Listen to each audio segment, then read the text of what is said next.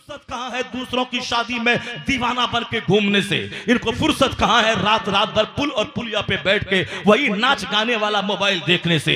यहूदियों का बच्चा मोबाइल चला चला के आईएएस ऑफिसर बन गया, वह साइंटिस्ट बन गया, और हमारा बच्चा जो डीएम बनने वाला था वह मोबाइल चला चला के दिल फेंक आशिक बन गया। वह चपरासी भी बनने के काबिल नहीं रहा। वह लड़की को लेके हैदराबाद से घर चला आता है, कहता अबू क्या करें, दिल दिल दिल दिल ये ले लिया है, हम क्या करें। पढ़ने गया था, बाप जमीन बेच के पैसा भेज के पढ़ा रहा था, वहां से वो किताब लेके क्या आएगा, नौकरी लेके क्या आएगा, खानदान पूरे गांव वाले की शान क्या बुलंद करेगा। वहां से लड़की को लेके चला आया, बनना था डीएम, ये आशिक बन गया।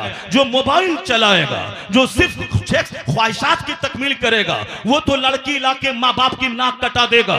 लेकिन जो एक एक मिनट को कीमती समझेगा, जो कुरान से जुड़ा रहेगा, जो आलिमों से जुड़ा रहेगा, जो नेक मजलिसों से जुड़ा रहेगा, वह लड़की लेके नहीं आएगा, वह वहां से मुलाजमत लेके आएगा, नौकरी लेके आएगा, आईएएस ऑफिसर बन के आएगा, वह बैरिस्टर बन के आएगा, वह लॉयर बन के आएगा, वह मास्टर बन के आएगा, ताकि खुद कमाएगा तो वो, मगर सारे गांव की नाक बुलंद हो जाएगी, सारे गांव की शान बुलंद हो जाएगी। वह काम मत कर कि तेरी सारी सलाहियतें एक औरत के पांव में दफन हो जाए। वह काम कर कि तू एक जबरदस्त बाप बन जा, जबरदस्त भाई बन जा, जबरदस्त समाज का एक फर्द बन जा, ताकि तू मर भी जाए तो सारा समाज तुम्हारी तालीम की रोशनी में सुकून महसूस करे और कहे ये अकेला नहीं था, पूरे समाज की आबरू और शान बन के चमकाता, पूरे समाज की आबरू बन के चमक। न कि एक लड़की के चक्कर में सारे खानदान की नाक मिट्टी में मिला दे, सारे खानदान की आबरू मिट्टी में मिला दे। यह काम बड़ी जिम्मेदारी वाला काम वो करेगा जो फजूल बातें नहीं बोलेगा, जो फजूल काम नहीं करेगा, जो फजूल सोहबतों में नहीं रहेगा, जो फजूल नहीं घूमेगा। अपना एक टारगेट बना लेगा, अपना एक एम बना लेगा, मुझको करना क्या है, मुझको जीना कैसे है, मुझको रहना कैसे है। मैं बात वहां की कर रहा था जिस तंजीम के लोग हर साल 17 महफिलें करते थे, उस तंजीम में 4 लोग 4 पिलर की तरह थे। उन पिलर में से एक पिलर परसों गिर गया। वह 4 लोग गाड़ी से जा सफर कर रहे थे, एक जलसे से वापस आके कभी नहीं सोचा होगा कि ऐसा कुछ हो सकता है। जवान बीवी, 4 बच्चियां और 2 बेटे, बिल्कुल यंग आलिम दीन, मस्जिद का इमाम, वह लौट रहे थे।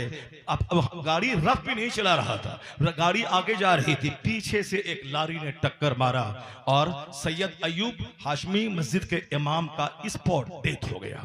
यानी जो उस तंजीम का एक मजबूत सुतून था, खत्म हो गया। सारा शहर सोगवार है। ऐसा नहीं कि ऐसा क्यों हो गया, ये हादसा किसी के साथ हो सकता है और कोई वक्त मुतअय्यन हमारे नजदीक नहीं है, मगर अल्लाह के नजदीक एक वक्त फिक्सेड है। कौन कहां मरेगा, किस हालत में मरेगा, कैसे मरेगा, वो तो अल्लाह का शुक्र है। वो मस्जिद के इमाम थे और एक दूसरे पीर साहब सलमान मियां से मुलाकात करके वापस हो रहे थे, दीनी महफिल में गए थे, वहां से वापस हो रहे थे। तो चलो शहादत की मौत मर गए, मरना तो सबको है, लेकिन जो सनीमा हाल से लौटते हुए मर गया, जो तवाइफ के कोठे से लौटते हुए मर गया, जो कव्वाली की महफिल में जाके नाच कूद रहा था, हारमोनियम और तबला बाजा सुन रहा था, वहां से लौटते हुए मर गया। जो लोग जाके नाच कूद रहा था साहब, वो वहां से वापस होते हुए मर गया। तो इसके मतलब ये निकला कि खुदा की राह में मर जाना, शहादत की मौत मरना, नेक महफिलों में आते जाते रहना, अगर मौत आ जाए तो एक आला शहादत की मौत आ जाए। और हमेशा अपने आप को नाच गानों से बचाना, तवाइफ के कोठे से बचाना, सनीमा हाल से बचाना। अगर सनीमा हाल में 3 घंटे पैसा दे के सनीमा देखता रहा, और आजकल तो अचानक मौत वाक़ हो रही है और नौजवानों की डेड बॉडी सनीमा हाल से निकल रही है और जिम खाने से निकल रही है। अगर 3 घंटे सनीमा हाल में सनीमा देखता रहा, अगर वहां मर गया, सर में चक्कर आया, अटैक आया, अगर मर गया तो क्या हाल होगा। और जलसे में आके अगर मर गया, मस्जिद में नमाज पढ़ते पढ़ते मर गया, रोजा रखते रखते मर गया, तो समझ ले कि शहादत की मौत मरा, आला मौत मरा। वह गंदी जगह गया, सीधे जहन्नम पहुंचा। अगर जलसे में आके मर गया तो सीधे जन्नतुल फिरदौस का मुसाफिर बन गया। सुभान अल्लाह। इसलिए बंदा को चाहिए कि हमेशा अच्छी महफिलों में आना जाना रखे, ताकि मौत आए तो अच्छी महफिल में आए, अच्छी बातें बोलता रहे, ताकि मौत आए तो अच्छी बात जबान पे हो, अच्छी महफिलों में आता जाता रहे, ताकि मौत आए तो अच्छी महफिल में आ जाए। मरना तो सबको है। आप बोलेंगे क्या मौलाना, आपको मरना नहीं है? मैं कहूँगा हाँ हाँ मुझको भी मरना है। आप कहेंगे आपके मौलाना कारी रसूलुल्लाह साहब थे, क्या वो नहीं मरे स्टेज पर तकरीर करते करते?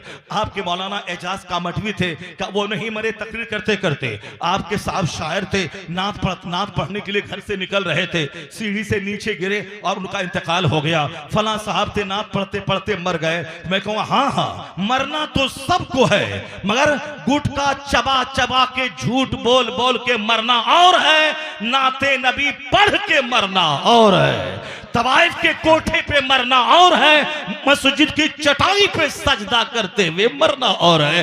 मरना तो सबको है, मगर वह मौत काबिले रश्क है जो खुदा करते करते आ जाए, अल्लाह अल्लाह करते आ जाए, दिन की महफिलों में आ जाए, खाने काबा में आ जाए, रोज़े रसूल पे आ जाए, आला हजरत के मज़ार पे आ जाए, मस्जिदों में आ जाए, जलसा में आ जाए। ये मौत सबको नहीं आती। अल्लाह जिससे मोहब्बत करता है उसी को नेक जगहों पे मौत अता फरमाता है। जब आज सडन डेथ, अचानक मौत आ रही है, किसी भी वक्त में कोई मर सकता है, उससे पहले अपनी जिंदगी का जायजा लेना चाहिए कि मैं कहां हूं और मैं क्या कर रहा हूं, मैं किस रास्ते में हूं, नेकियां कितनी मेरे पास हैं। अगर कल फजर के बाद मेरी मौत का ऐलान हुआ तो आज ही गौर कर लें कि नेकियां मेरे पास कितनी हैं और बुराइयां कितनी है, तो फिर आदमी को एहसास होगा कि मैं क्या कर रहा हूं। वह बाल बच्चों के लिए तो जिएगा, लेकिन उससे ज्यादा वह अपने लिए जिएगा, जन्नत के लिए जिएगा, आखिरत के लिए जिएगा, कब्र के लिए जिएगा, हश्र के लिए जिएगा। जिस रब ने पैदा किया उस रब करीम की इबादत के लिए जिएगा। तो अगर यह नीयत रही कि मुझे जन्नत जाना है तो बाप का पांव दबाएगा, वो भी जन्नत जाने का जरिया है। माँ का चेहरा देखेगा, वो भी जन्नत जाने का जरिया है। बीबी के मुंह में सुन्नत समझ के जो लुकमा डालेगा वो लुकमे का भी अज्र मिलेगा। और अपने बच्चों को अदब अगर सिखाएगा कि मेरे लाल खाने से पहले दोनों हाथ गट्टों तक धो लेना है, मेरे लाल बैठने का सुन्नत तरीका यह है, दाना चबा चबा के खाना है, का पायजामा बैठ के पहनना है, कुर्ता खड़े होके पहनना है, मेरे लाल ऐसे पहनना है, ऐसे खाना है। याद रखें कहा गया है तुम अपनी औलाद को जो तरबियत देते हो, जो अदब सिखाते हो, इससे बेहतर कोई तोहफा नहीं है। 50 करोड़ का महल बच्चों को देना ये उतना बड़ा गिफ्ट नहीं है जितना अपने बच्चे को अदब तहजीब उसको दीनियात सिखा देना ये सबसे बड़ा तोहफा बाप की तरफ। नारे तकबीर, नारे रिसालत, शमीम रजा फैजी, अल्लामा डॉक्टर शहरियार रजा कादरी साहब किबला। एक बाप अपने औलाद को जितना भी गिफ्ट देता है, जितना भी तोहफा देता है, उससे बेहतर कोई तोहफा नहीं है। 50 करोड़ का महल बच्चों को दे के मर जाना, इसका कोई बेनिफिट आपको नहीं मिलेगा। 100 एकड़ जमीन छोड़ के बच्चों को मर जाना, उसका कोई बेनिफिट नहीं मिलेगा। लेकिन अपने बच्चों को अगर आप नमाजी बन के मर गए तो बच्चा जब तक सजदा करता रहेगा उन तमाम सजदों का फायदा उस नमाजी बाप को मिलता रहेगा, नमाज पढ़ाने वाले बाप को मिलता रहेगा। जरा गौर से सुनिएगा, मेरी बातें तवील ना हो जाए। मैं जरा अपनी तकरीर को अब मैं शुरू करता हूं ताकि आपका एक मजाज अब बन गया है। मुझे महफिल में बैठना है, मुझे दीन सीखना है, मुझे अल्लाह का डर दिल में पैदा करना है, मुझे कब्र में अपने मुस्तफा को चेहरा दिखलाना है ताकि मैं मुस्तफा के सामने कैसा जाऊं। इस्लाम बहुत बड़ा मजहब है, इस्लाम में बहुत सारे पैगामात हैं, लेकिन हमारे लिए जो मोटी मोटी बातें हैं वह मोटी मोटी बातें मैं आप तक पहुंचाने की कोशिश कर रहा हूं। हमारी माँ बहन बेटियां चूंकि एक बहुत बड़ी तादाद में यहां बैठी हुई है, इसलिए मैं चाहता हूं कि आपकी बात थोड़ी सी मौखर करके मैं इनकी खबर लेता हूं। चूंकि यह थोड़ी देर में यहां से महफिल खाली करने वाली है, ये यहां से जाने वाली है। अगरचे होना यही चाहिए था कि हर शौहर जो जलसे में वाज सुने वो अपने घर जाके बीवी को बता दे कि मौलाना साहब ये कह रहे थे, मौलाना साहब कहते ये फर्ज है, ये वाजिब है, ये सुन्नत है, ये नफल है, ये हराम है, ये हलाल है। सारी बातें शौहर अपनी बीवी को बता दे।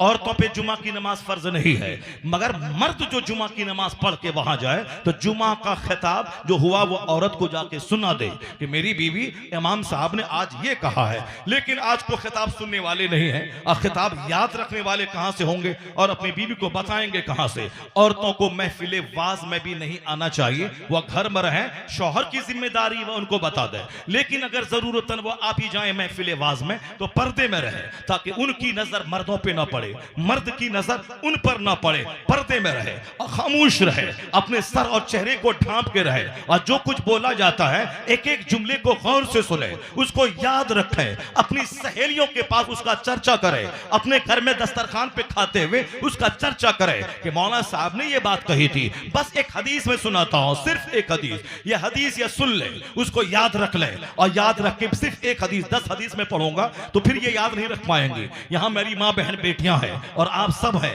आप भी याद कर लें ताकि आप अपने घर में बता सके।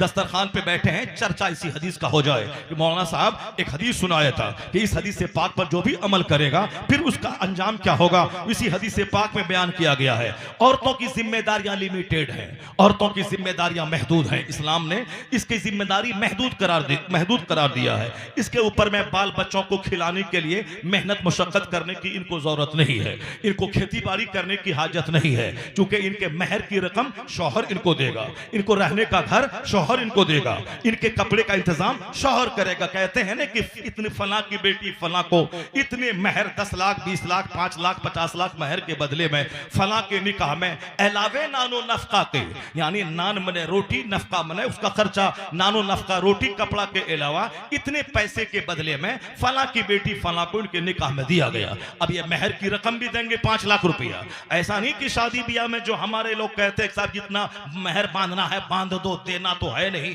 अगर हम पहले मर गए तो मोहल्ले की 5 औरतें इनको पकड़ के लाएंगी और कहेंगी कि जो इनका महर है उसको तुम माफ कर दो, तो वो तो माफ कर ही देगी, लेकिन अगर पहले वो मर गई तो क्या होगा, ये तो उसका हक था, उसके भाई बाप को देना होगा, लेकिन कौन देता है, नहीं देंगे। जरा सुनिए, हदीस पाक में आया है, मुसलमान होने के नाते कुरान अल्लाह का कलाम है, ये यकीन रखना पड़ेगा, हदीस मुस्तफा का कलाम है, उसको यकीन करना पड़ेगा। हदीस पाक में वो हदीस जो सरकार दो जहां इस्लाम से मरवी है, आका ने इरशाद फरमाया, उस हदीस पाक में जरा भी शक करेंगे, डाउट करेंगे जो सही हदीस है, बस सीधे आप मिसगाइड हो जाएंगे। तो हदीस हुजूर का कलाम, कुरान अल्लाह का कलाम, मुसलमान होने के नाते गेट बाई हट करना होगा, जो हुजूर ने कहा सच कहा, जो अल्लाह ने कहा वो सच कहा। तो अल्लाह के रसूल ने क्या फरमाया है, हदीस में आया है कि जो शख्स इस नीयत से निकाह कर ले कि महर तो देना है नहीं, जितना बांधना है बांधो, 10 लाख 20 लाख 1 करोड़ देना तो है नहीं, जितना बांधना है बांध लो।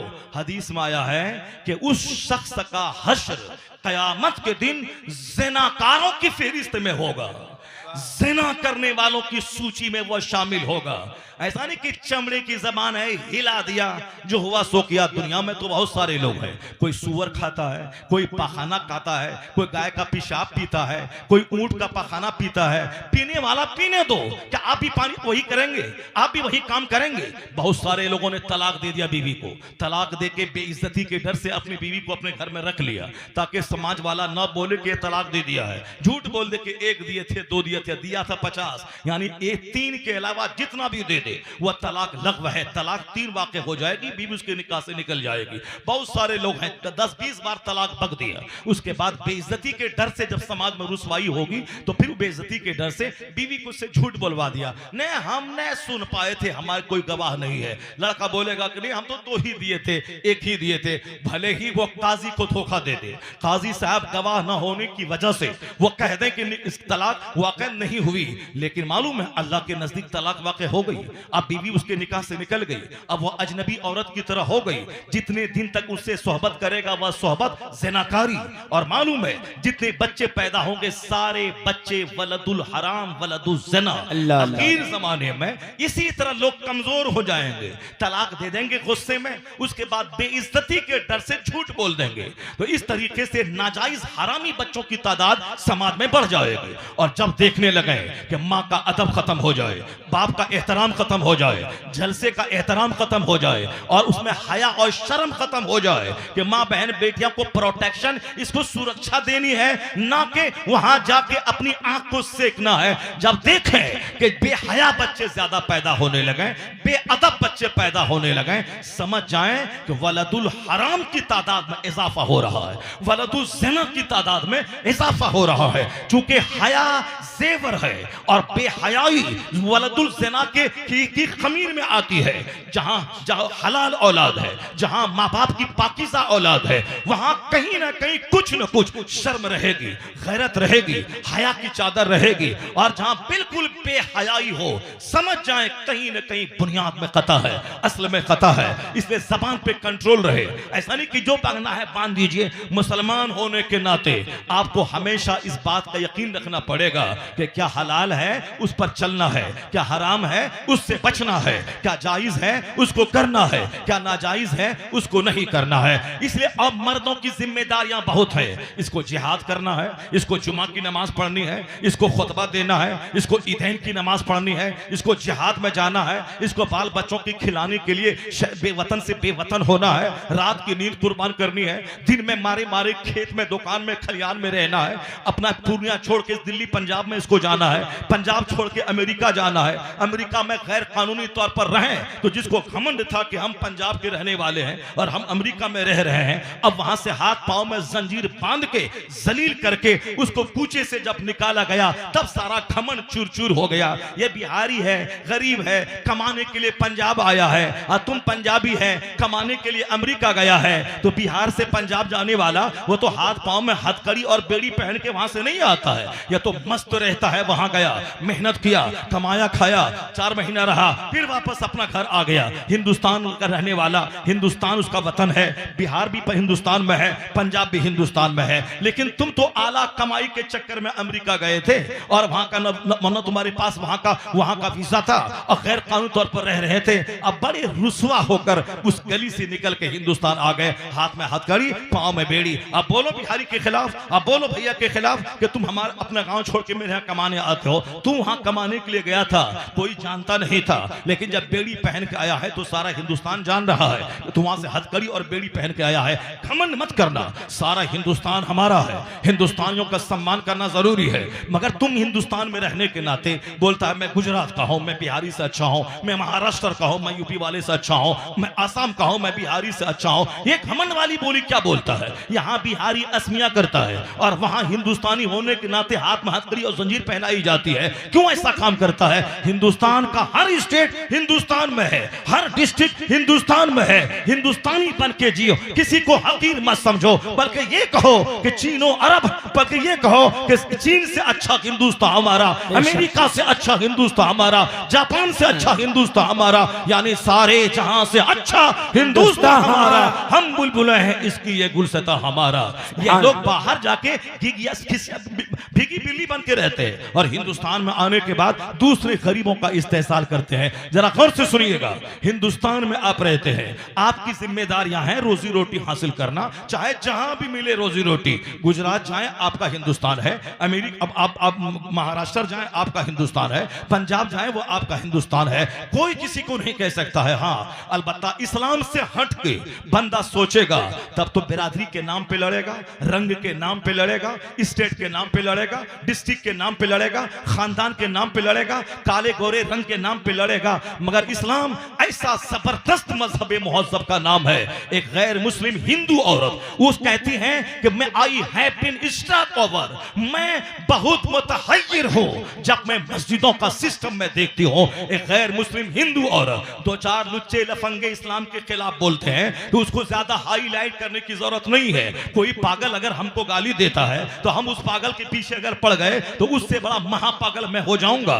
पागलों की बात अनसुनी की जाती है, पागलों की बात अनदेखी की जाती है, यानी पागल से उलझा नहीं जाता है, पागल की बात का जवाब नहीं दिया जाता है। इसलिए वह लोग पागल है जो मेरे पैगंबर के खिलाफ बोलते हैं, इस्लाम के खिलाफ बोलते हैं। वो नहीं जानते कि इस्लाम एक आफाकी मजहब है, इन यूनिवर्सल मजहब है, दुनिया में हमेशा रहने वाला मजहब है और हर मज़ाहिब पे गालिब आने वाला मजहब है। जो लोग कहते हैं 50,000 साल पहले मेरा मजहब आया है, उनके मानने वाले एक महदूद खित्ते में सीमित है। मगर ये इस्लाम जिसकी तारीख 150 साल, 1,500 साल, 1500 साल की है, मगर आपको मालूम है ये 1500 साल मुख्तसर सी तारीख रखने वाला इस्लाम किस कदर सारी दुनिया पे हावी है। अमेरिका और चाइना, जापान में जब जुमा के दिन मुसलमान सर पे टोपी लगाकर नमाज जुमा पढ़ने मस्जिदों, इस्लामिक सेंटर की तरफ जाते हैं, क्योंकि उनके यहाँ कोई सिस्टम नहीं है कि वीकली ये इबादत करनी है, डेली इबादत करनी है, मंथली ये इबादत करनी है, ईयरली ये इबादत करनी है।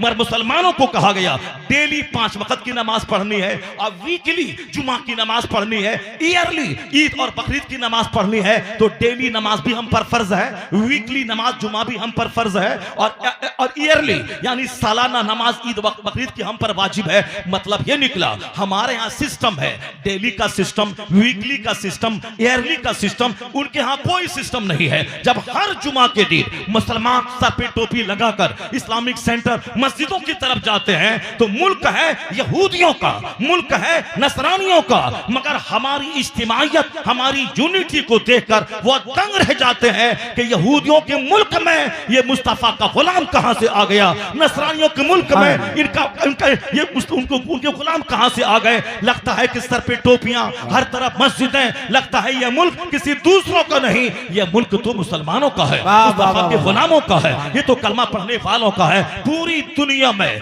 ये इस्लामी छाप, इस्लामी शनाख्त, इस्लामी आइडेंटिटी, अगर हमारी सारी बहन बेटियां अगर वो निकाब पहने तो हर बाजार में जो ये क्या जाती है, हर बाजार निकाब पोश खवातीन से भर जाए। अगर हर मुसलमान चेहरे पे दाढ़ी रखे और हर आदमी नमाजी बन जाए, ऐसा लगेगा कि हिंदुस्तान नमाजियों का मुल्क है, हिंदुस्तान दाढ़ी रखने वालों का मुल्क है। ऐसा लगेगा हिंदुस्तान निकाब पोश खवातीन का मुल्क है। ये अपनी पहचान बना के रखें, उससे उसको इज्जत भी मिलेगी, इसकी हैबत भी कायम होगी, यहाँ वकार से रहेंगे और मरे तो गुलाम मुस्तफा बनकर मुस्तफा की जन्नत में पहुंच जाए।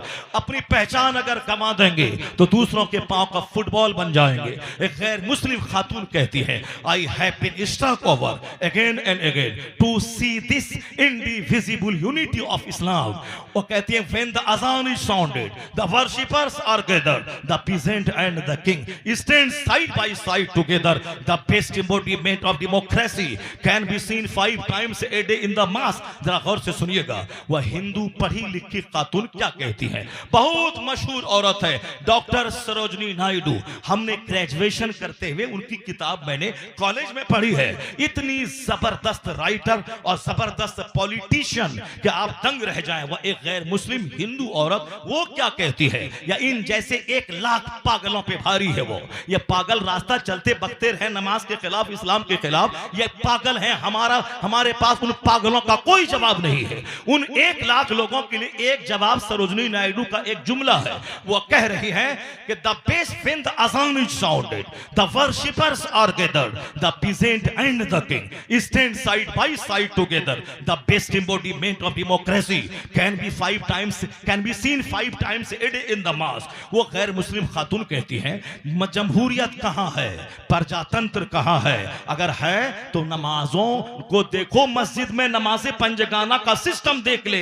ये जमहूरियत का शानदार नमूना यहां से दुनिया वालों को मिलता है। अजान होती है, नमाजी जमा होते हैं, the peasant and the king यानी बादशाह और किसान, मालदा बादशाह और मजदूर, ये दोनों एक सफ में जब खड़े होते हैं तो कहते हैं जमहूरियत का शानदार प्रदर्शन 5 वक्त मुसलमानों की मस्जिदों में हो जाता है।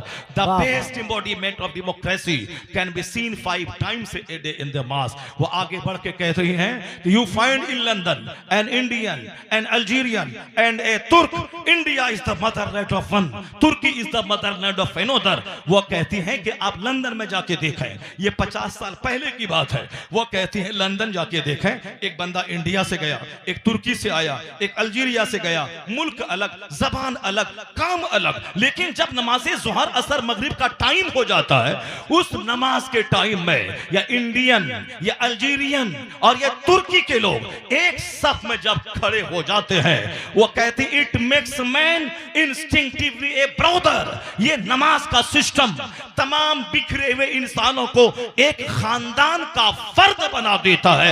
ऐसा लगता है कि ज़बान के इख्तलाफ की सारी दीवारें टूट गई, मुल्क के इख्तलाफ की सारी दीवारें टूट गई, आदम की औलाद आपस में भाई भाई बन गई है।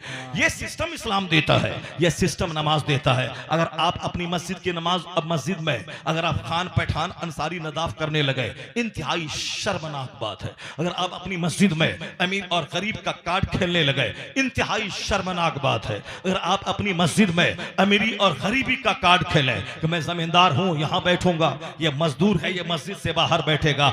इंतहाई जिल्लत आमेज ख्याल है ये। जिस मस्जिद में जो सबसे पहले जाके बैठ जाए, चाहे अदना दर्जे का गरीब भिखारी क्यों ना हो, कोई अरबपति भी उसको उठा नहीं सकता है जब तक कि वो अपनी मर्जी से वह जगह छोड़ के ना चला जाए। यह मस्जिद में है जहां सारा फर्क मिटा दिया जाता है। हम लोग इख्तलाफ में पड़ गए, हम लोग इंतशार में पड़ गए, इसलिए दुनिया की निगाहों से हम गिर गए। वरना यह लोग हमारी इज्जतों को देखकर दिल खोल के रख दिया कि पूरी दुनिया में यूनिवर्सल मजहब, पूरी दुनिया में इंटरनेशनल मजहब, पूरी दुनिया में तहजीब तमद्दुन ऑर्गेनाइजेशन सिखाने वाला मजहब वो मजहब इस्लाम है। अब जरा एक बात मैं बोलूं, फिर उसके बाद वापस मैं अपनी मां बहन बेटियों को एक हदीस सुनाता हूं, उसके बाद फिर मैं आपकी तरफ लौट के आता हूं।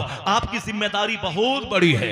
आपको फार्मर बनना है, आपको पीसेंट बनना है, आपको किंग बनना है, आपको इमाम बनना है, आपको फकीह बनना है, आपको काश्तकार बनना है, आपको बिजनेसमैन बनना है, आपको कैपिटलिस्ट बनना है। इनको ज्यादा कुछ नहीं बनना है। इनकी जिम्मेदारियां महदूद है। इनका कपड़ा हमारे जिम्मे, इनका खाना हमारे जिम्मे, इनका घर हमारे जिम्मे। इनका काम सिर्फ इतना है, वह करना फी बयूतिकुन्ना वला तबर्रजना तबर्रुजल जाहिलिया। इनका काम है कि औरतें अपने घरों में ठहरी रहें या घर को रश के जन्नत बना दे।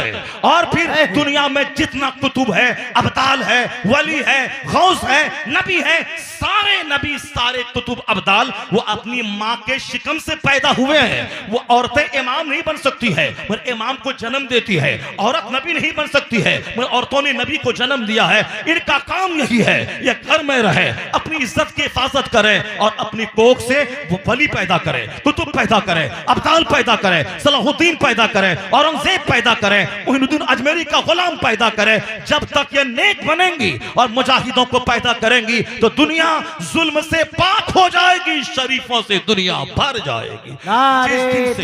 जिस दिन से इन्होंने अपनी जिम्मेदारी को छोड़ दिया, ये भी हमारी ही तरह मारे मारे फिरने लगी, ये हमारी ही तरह आवारा रहने लगी, ये हमारी ही तरह वो साफ जींस टी शर्ट पहनने लगी, ये हमारी ही तरह 10 मर्दों को दावतें ज़िना देने लगी, ये हमारी ही तरह ताक झाक करने लगी। उस दिन से समाज चोरों से भर गया, समाज डकैतों से भर गया, समाज लुच्चों से भर गया, समाज माँ बाप की नाक कटाने वाले नाफरमान बच्चों से भर गया। जब इसने कानूनी कुदरत है, जब माँ हुई सैयद, अब जब सब माँ हुई सर से लेके पांव तक नेकी का मुजस्समा, अब बाप हुए दिन भर जिहाद करने वाला, रात भर सजदा करने वाला, तब उस कोख का बच्चा कयामत तक के वलियों का सरदार अब्दुल कादिर जीलानी बन के दुनिया में पैदा हो गए।